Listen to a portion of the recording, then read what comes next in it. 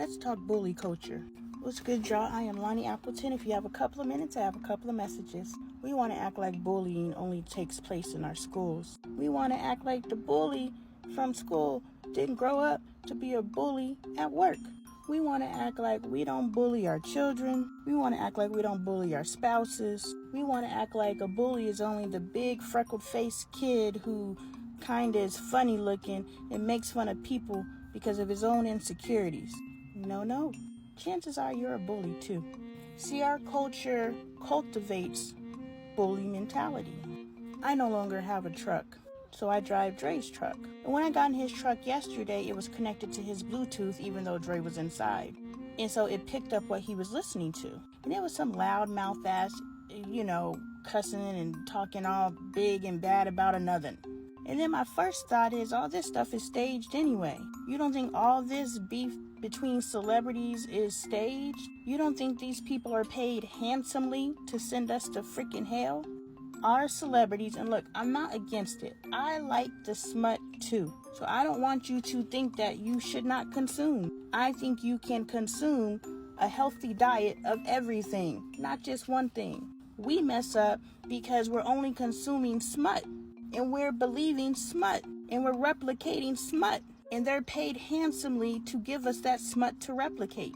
I was gonna sit here and say I never cheated, but I cheated on my first boyfriend, but he cheated on me. Matter of fact, I showed up at that house. Used to drive his truck too, young theme, but I showed up at his house and the fireplace was going, lights were low. I don't know if we're gonna keep talking about bully culture, y'all. I know people get mad at me when I say we're gonna talk about one topic and I end up talking about something else. Do you know who the fuck you watching?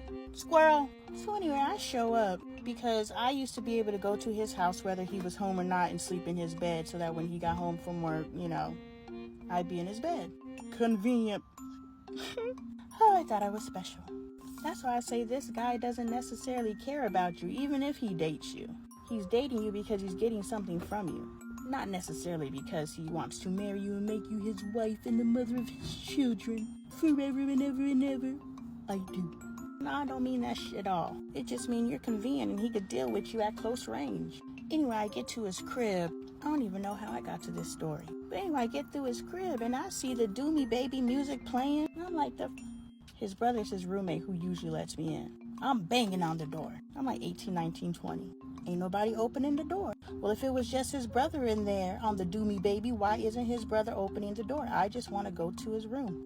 So I proceed to take the screen off of the window because I'm going to climb in through the window.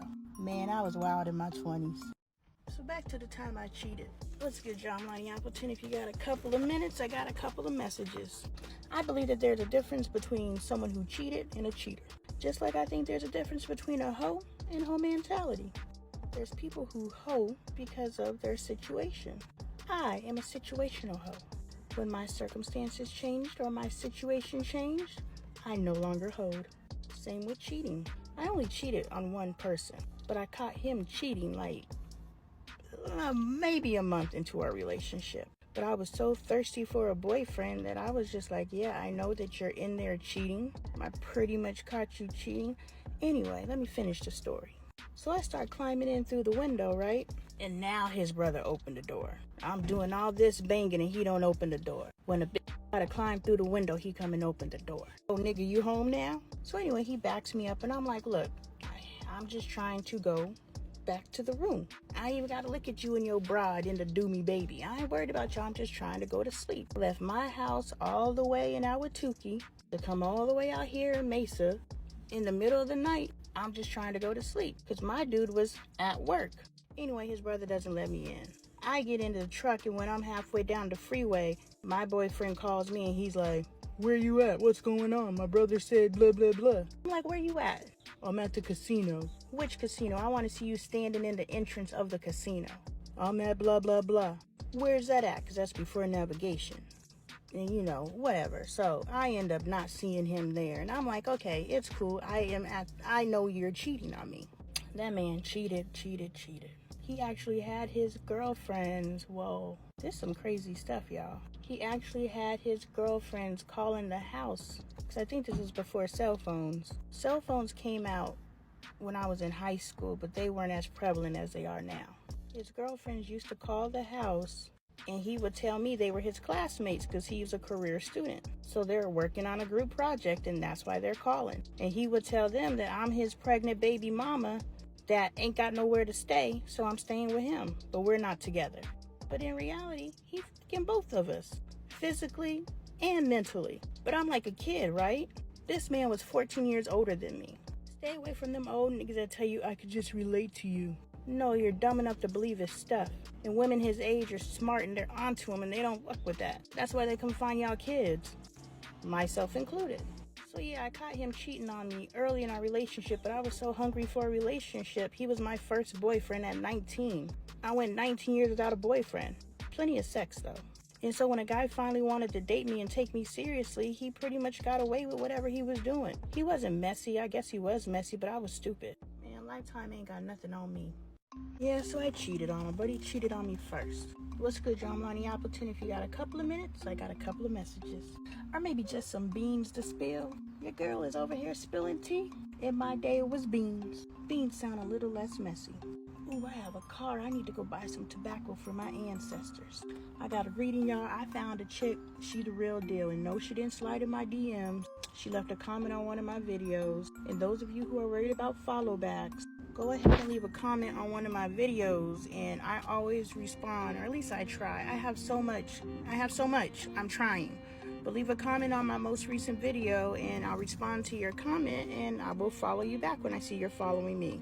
Otherwise, I'm no longer going through my follow list because there's just too many people in TikTok just throwing followers everywhere and I have to mill through all that. It takes hours to figure out who's a real follower and who's not. So just leave a comment. Anyway, so yeah, the difference between a cheater and someone who cheated. I cheated. I'm not a cheater. But when I realized he was cheating on me and I didn't have the confidence in myself to leave the relationship, and eventually it got so much that I really used to watch these Lifetime movies throwing things at the screen like, you stupid beep, not realizing I was her. This man had me so mentally screwed, and I don't even know if that was his intentions, but I was mentally. When we first got together, he would call me and see and check where I was at and all that stuff, and all my elders would be like, girl, that's not cute. No one fed into me and told me why it wasn't cute. They just told me it wasn't cute. And of course, me being young and having my first boyfriend and seeing all the girls on TV who had their boyfriends calling and checking in on them, I was like, oh, you're jealous. Not jealous, but you know, feed into my damn spirit and tell me how someone who's calling and checking on you all the time is a form of control. That can lead to a more manipulative situation. Don't just say, girl, that's not cute. That's coming from a judgmental space. That's also coming from a I know something you don't know space. We gotta stop that shit. And the younger generation doesn't have to be in your bloodline. It takes a village. Whew, off that rant. So yeah, the difference between someone who cheats and someone who's a cheater is I got cheated on, and so I didn't feel confident enough to leave the relationship. So my alternative to that was I'll stay in the relationship physically, but I have mentally left this relationship. I have emotionally left this relationship. So he could do whatever the fuck he wants to, and I'm gonna do whatever the fuck I want to, and we will meet in the middle. But I cheated. But ethically, I'm not a cheater. I've never cheated before him, didn't have an opportunity because I didn't have a boyfriend, and I've never cheated after him with the boyfriends that I had. So I don't know what the point is there, but I think I had a couple of messages. That relationship was bananas, but it gave me Bailey.